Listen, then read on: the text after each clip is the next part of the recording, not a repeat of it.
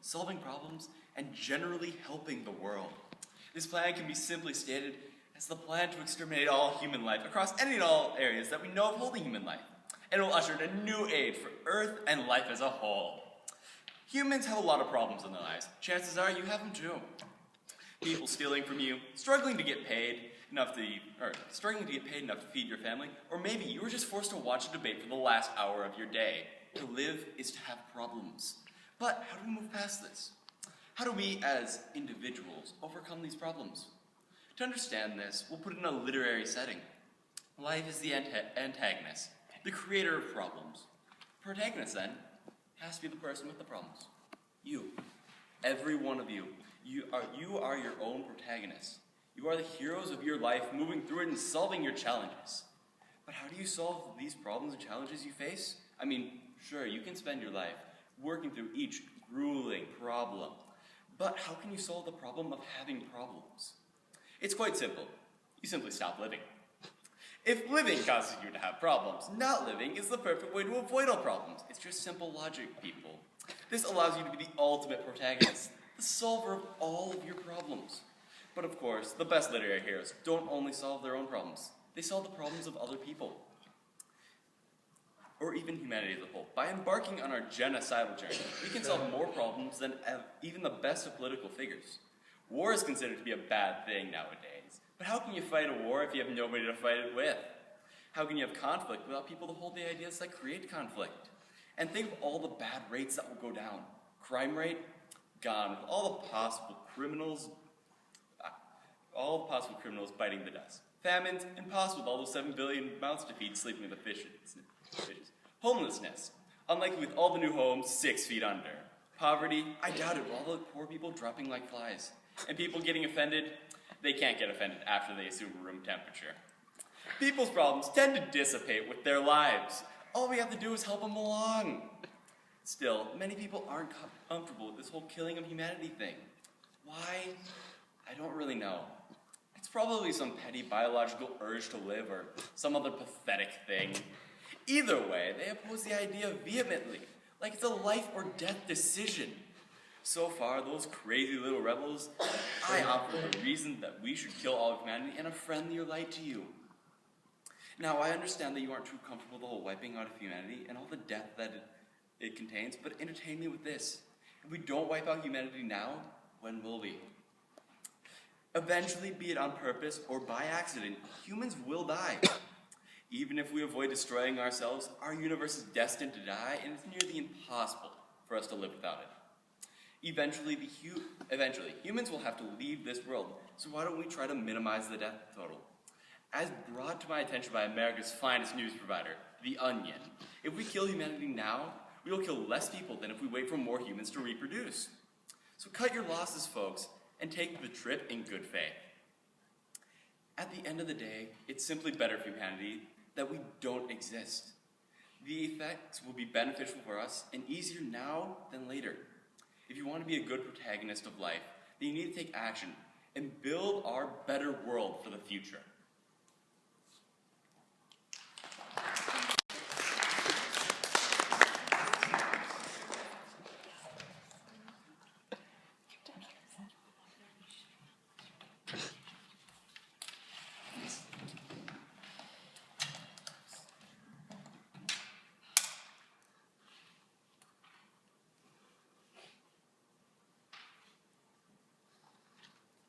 Good afternoon, ladies and gentlemen. As Jared said, this debate is on whether or not human-wide genocide should be committed across all known human settlements. My goal of my side of the speech, or the debate, is to help others see why this is not a good idea. I'd first like to state that the only way I could possibly support genocide is if the goal of this genocide was to kill off harmful and dangerous people. The first group that comes to my mind is ISIS. ISIS, for those who that do not know, is an Islamic militant group that has struck fear in the hearts of leaders around the world. They have brutally murdered more than 18,802 people in the past 2 years. They come as a threat to us, and that's why I believe it'd be okay to kill off those types of people. So what I'm trying to say is innocent people do not deserve to be killed. If they aren't a threat to anyone, why should their lives be taken? Now, if you wanted to commit this crime, you would need to gain followers and build trust with them. From what you were saying, it sounds like humans cannot be trusted. Yet you expect your followers to follow you. To gain supporters of this proposition requires you to get the word out. Obviously, finding people to support worldwide genocide would be a difficult task. But how would you go about doing this without someone reporting your pro-genocide group? You could very well be locked up in a cell before you could even attempt a murder. It's very similar to saying bomb in an airport. This plan would need to be almost instant for it to work. There will be people who are pro-genocide and anti-genocide. Essentially, this will create an all-out war amongst the two sides. Going against people who are pro-death is very dangerous. Yet the majority of people will be against it. Therefore, the amount of people on each side will declare a clear winner to this defense. The pro-genocide group would be overruled. I also want to state that Adolf Hitler came to power in 1933 to 1945.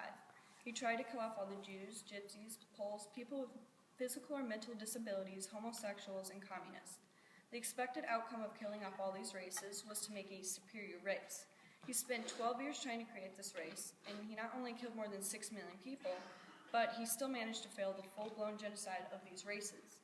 Today, we still have the several different groups of people he tried to kill off, which is proof that he did not succeed in his attempt of genocide of that specific race. So what makes you think you can kill off the entire human population if Hitler couldn't kill off just several? Now, if you wanted to kill off all humans, you would need some really advanced weapons, such as maybe bioweapons or nukes, and that would most likely kill all the animals as well. If you use bioweapons, it may not kill all the animals, but it would kill animals that have similar DNA to us. So not only is that not part of your plan, but that would mess up the food chain. For example, if, let's say, bees were killed, that would lead to non-pollinated flowers, which leads to poor plant growth, and that leaves herbivores without food. Then that would lead to carnivores without food as well. My main question for you is what's the point of committing worldwide genocide? You say it's to make the world a better place, but for whom? What is the point of a rock if there isn't a human around to throw it? Nothing on Earth would have purpose anymore, and if it weren't for humans, life itself would be completely pointless. My last point I'd like to state is, do you realize that going through with this plan would involve killing your friends and your family? Watching your family members, friends, and other acquaintances being killed right in front of you. If you can honestly do that, you are simply not human.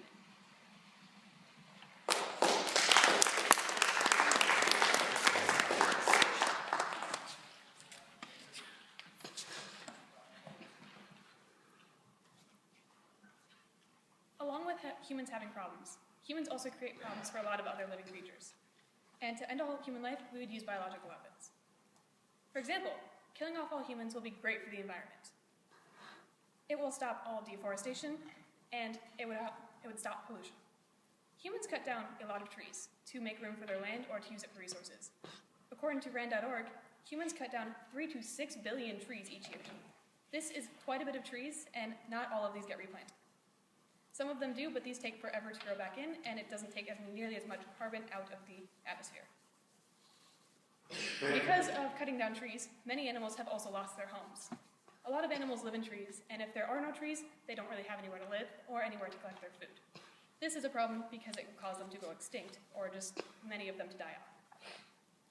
And if humans were dead, we could no longer kill off the animals. This will stop many species from going extinct. According to the Huffington Post, 150 to 200 species go extinct every 24 hours. That is a lot of species that no longer exist. Just within this last day, we've lost quite a bit. Most species that go extinct are a direct result from human interaction, because they take away their homes or their food source or anything else. Some of this does happen naturally, but most is because of the human interaction. Some species do die because they're hunted to extinction by different animals, but this is very few. And if humans are no longer around, the land they use can go back to the animals. Humans will not be able to keep up the land they use, so there would be start having plants grow everywhere, buildings would start falling down, and everything else. Humans don't need this. So then new trees and plants can grow in these places, and animals can use them as their new homes. And when the plants start growing everywhere, that is a new source of food for them. And it is also another new home. If humans are no longer around, they can no longer create waste. Humans create a lot of waste every day, and do not get rid of it correctly. Humans create carbon dioxide, which is the most noticeable one. The average human creates 2.3 pounds of carbon dioxide every day just through breathing. This is according to Slate.com. This carbon dioxide then goes up into the atmosphere and creates a bigger hole in the ozone layer, which right now is pretty big and causing the ice caps to melt. And then that's causing more flooding, we are losing land. And humans create a lot of waste every day just by eating foods or driving a car. Some of the trash they create then goes into lakes, rivers, ponds, oceans, any other water source. And this can harm animals or even humans. The trash that is in the oceans takes a really long time to decay. And even just the trash we put in landfills takes a really long time to decay. If we keep putting more trash into it, it's going to take longer to decay, which will cause more of a problem. If humans are no longer around, they can no longer create waste and no longer put into landfills, which then eventually the stuff that is in the landfills will decay, and we don't have to keep worrying about a pileup of it. Decaying matter helps soil because it puts in nutrients back into the soil. These nutrients feed the plants, these plants feed the animals, and it just goes round and round. Also, humans can no longer hurt animals. Humans test products on animals all the time, from makeups to shampoos and conditioners, everything. If humans are dead, this wouldn't be a problem. Humans could also then stop using animals as a source of entertainment as through fighting. This is illegal in many places, but it still happens quite often. So you could no longer be fighting pit bulls or anything else. Doing all this stuff hurts the poor animals. In order to kill off humans, we would use biological weapons. The bioweapons would only affect humans, specifically the females of the species. These would be specifically aimed towards the DNA, so it couldn't affect anything else. If all females of the population are dead, you can't repopulate. And by some chance, some females do live. Eventually, the lines will become very incestuous, and everyone would die off because of that. If humans are around, there would no longer be problems. Not for the human race, or for anything else. There would no longer be any harm to the animals, to the environment, or even to each other. To end human existence, we would use the biological weapons. And ending the human race would help everything.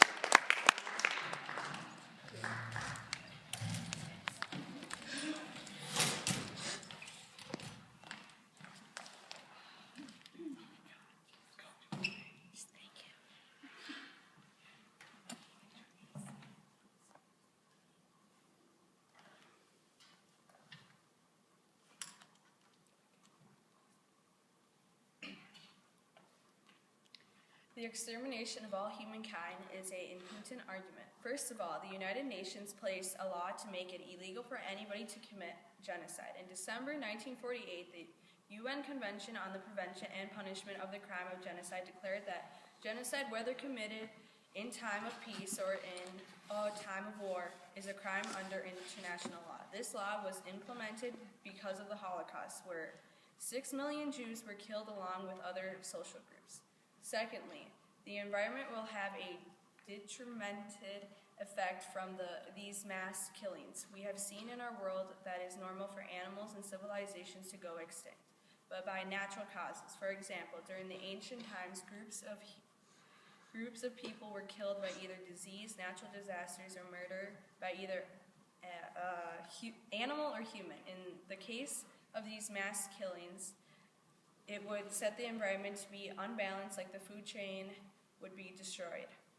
This destruction of the food chain will cause many animal populations to either increase or go extinct. Although this may be true for some animal species, animals that do survive can adapt to these new changes, like with Minnesota buffaloes. They were killed to the point of extinction, but managed to survive by running to other states. Thirdly, the population growth will eventually stabilize. This is scientific evidence supporting that population growth will naturally balance itself. Regardless of this evidence, some individuals are still concerned that humans are overpopulating the earth, like Thomas Malthus. Malthus tried to prove that overpopulation of humans would lead to food shortage. History was proven wrong, but there are many people who still believe him. As of today, there are 6 billion to 7 billion people living around the world, and we still have plenty of food to go all around. Fourthly, these mass killings are reckless and foolish. This can be seen in the case of the Jonestown Massacre. In 1956, Jim Jones founded the People's Temple. Jones and his people moved to 2 locations before relocating to Guyana, located in South America. At Guyana, Jones established his community and named it Jonestown. Although there was good intention for religion in the beginning, Jonestown community had many issues within it. For example, women and men were put into segregated cabins. Even married couples were forced apart. In addition, people had to work about 11 hours a day in the hot and humidity, which caused many to get sick. Also, Jim would talk all day long. Regardless of the hardship, there were a few people who did love living in Jonestown, but there was many who did not like living there. Word spread about Jonestown community that the U.S. Representative Leo Ryan decided to fly down and check out the Jones community. After Ryan's visit, he and a group of his people were attacked at an airport. Ryan and some of his people were killed, and those who survived reported what happened to the U.S. Because of Ryan's death, Jim Jones thought the U.S. government would come back to hurt the children and destroy his community. In a state of fear, Jones decided that a group suicide would be his only solution. He used poison with the suicides. Overall, 273 children were killed, and in total, 912 people were killed by poison, but 918 people died that day, which entails that other people were shot. There were a few who escaped to the jungle. Jim Jones killed his own people because he was afraid of the consequences, but he was a coward in the end. Finally, the extermination of humankind goes against all religions. For example, in the Bible, it states in Romans 6:23, murder and suicide is against the Bible. God says you shall not kill in Exodus 20:13, and death is killing oneself. Religion has played a part in these events. People will try to argue and say that faith is nothing, it doesn't help us. The world was made to have humans, why take it away?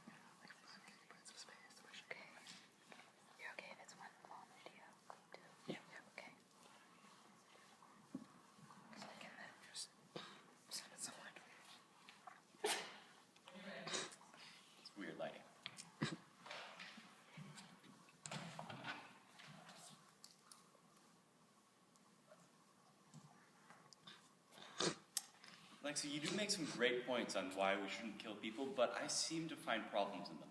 First, you just attack bad people as if that's what we're targeting here. We're not targeting bad people, we're actually targeting for the good people, to have less problems in their lives by ending them. You see, we're not really working in the whole premise of, ooh, these people are bad, because that would be biased, and we do not want to seem biased in this debate. We are instead advocating for equality for all humans. We will all be equally dead, and in death, there really is no inequality, is there? You see, sometimes we have to break a few good eggs to make an omelet, and that's the key here. Sure, we might be killing innocent people, but we're going to make a better world at the end of it anyway. Also, you attack the fact that we don't have support right now, but that's really the basis of why we're here. We're here right now, so we can speak to the people and have a formal debate on this, so we can gain support for things like this. You also talk about conflict during what we will cause, but conflict just helps us. Through conflict, people die. And at the end of the day, that helps further our goals. You then go into the petty argument of comparing me to Hitler. Like, come on, haven't we grown past that? Comparing people to Hitler is a pretty petty topic. And let's be honest here, I'm pretty cool compared to Hitler. I mean, he was really discriminatory. He targeted Jews. I'm being fairly equal. I'm targeting all of us. And how we will kill all these people? We've advanced as Hitler, you know. We have more technologies and bioweapons that really do help further our cause. Also, you do talk about, our reasons for doing this, and you kind of paint them in a bad light, but keep in mind, we're here to solve problems, not create chaos. And also, originally, then, at the end of your thing, you talk about how, without humans, this world doesn't have purpose. But do we really have purpose now? Think about it. As most philosophers will tell you, especially the nihilistic League of Philosophers, they will state that really we don't have purpose at the moment. It is just a petty thing for humans to seek purpose, and therefore we create it within ourselves. Without humans, there won't be any less purpose. There will be just a different kind of purpose. Whoever is below us, maybe if they evolve fast enough, will find a way to add purpose to their lives, but only through their own subjective means. At the current moment, there is no purpose to our lives, and therefore, there really is no reason to save them.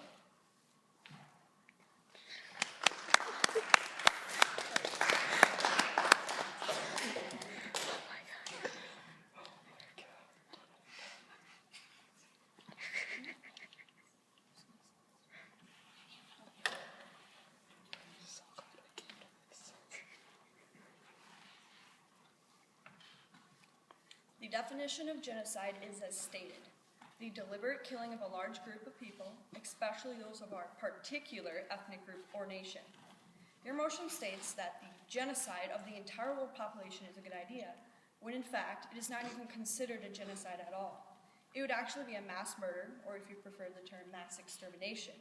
My point is, if you can't even match the correct term with this proposition, why should anyone trust you enough to join your alliance, kill the entire human population, or even believe anything you stated today?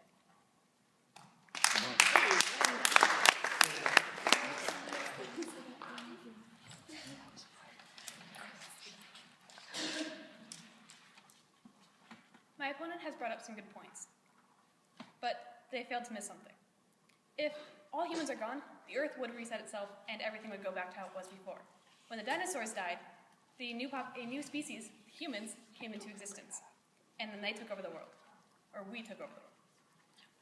And human population probably will stabilize. We have no proof, or we have no way of actually knowing if it does. But what happens to the animals if humans are all over the planet? Where would they go? Would they just be extinct? And as it is, we don't have enough food to feed everyone. If you look at some countries in Africa, they don't have food and they are starving. So we don't have the food to give them. And not everyone is religious. Some people are atheist, or some religions don't have anything against suicide or mass murders, but the technical definition of murder is a human killing a human. We're not killing anyone. A biological weapon would be killing them, not us.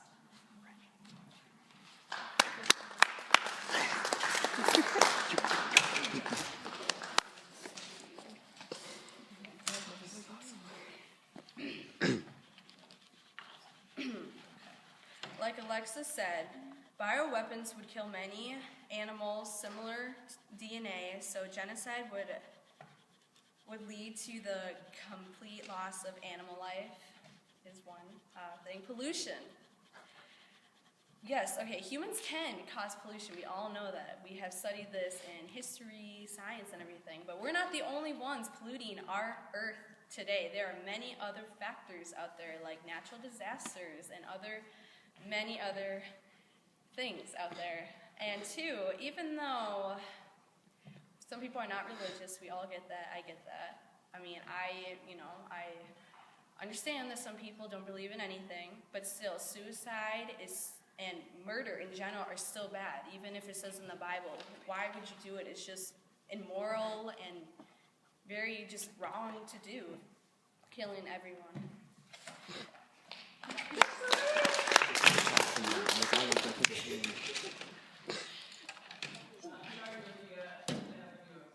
You want me to do the conclusion? Okay. I'm going to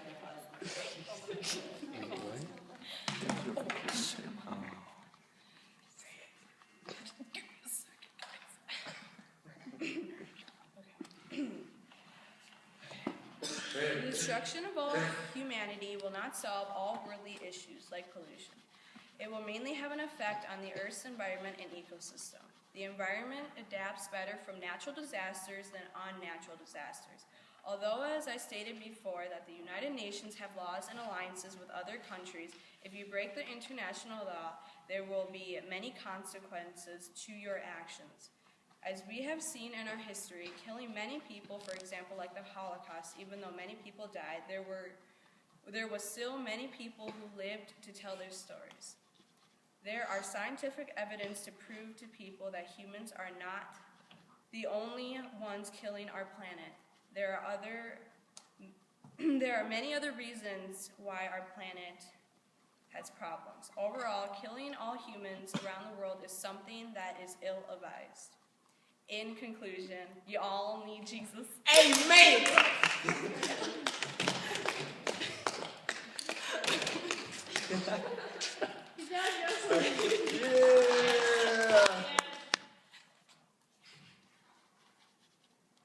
If humans were dead, humans can no longer create problems or have problems. We wouldn't be able to destroy habitats or kill species. And we could no longer create problems for one another. It would bring equality to all humans. And everyone is equal when they're dead. If everyone's dead, there wouldn't be no such thing as a third world anymore. We wouldn't have to worry about starvation or anything else. And if humans are all dead, there would no longer be deforestation, killing of species, or pollution. To end human existence, we would use biological weapons that would only kill humans, so the genocide would be faced towards humans. This would eventually kill off everybody, and the way it would work is humans would not have to completely die at once, so there would not just be a huge pile of bodies. People who lived would slowly bury the bodies of everyone else, and then they would all die off themselves. The bodies could then be buried, and this would be to benefit the Earth. Putting an end to human existence will save the Earth that we all love, in order to let new life flourish. Thank you.